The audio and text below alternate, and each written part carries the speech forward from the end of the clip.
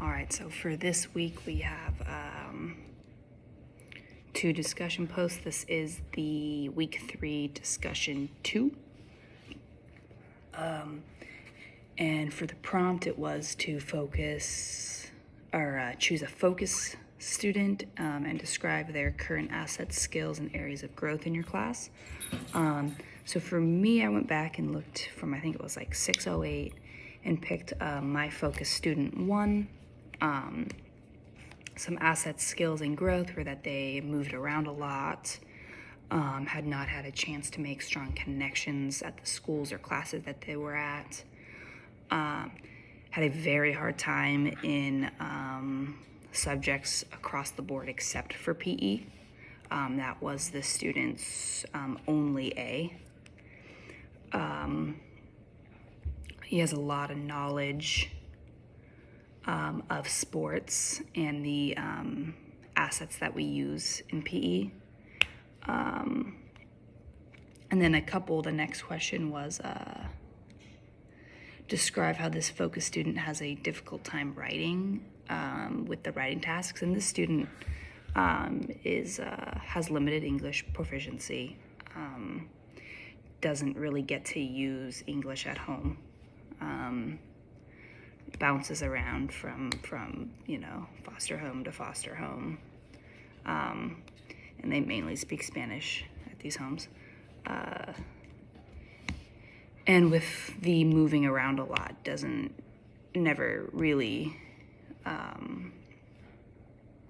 got to practice or work on their writing skills in the classroom.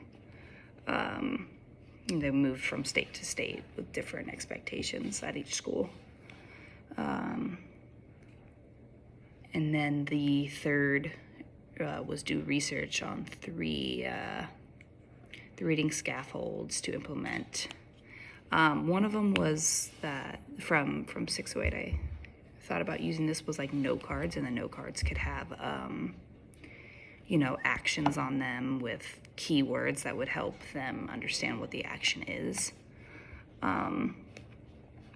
So if it was a pitcher throwing a strike, the picture would be of a baseball player on first base with a ball in their hand, with a keyword like strike, a couple other little keywords around it to kind of describe what's going on.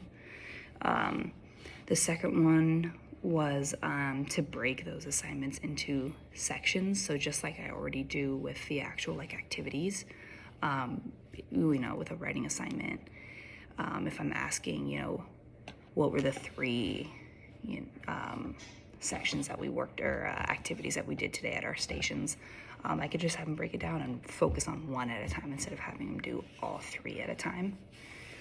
And then my last one, I thought they could maybe do that as a group, or do that in with another peer, so that it's broken down even further, and they could talk about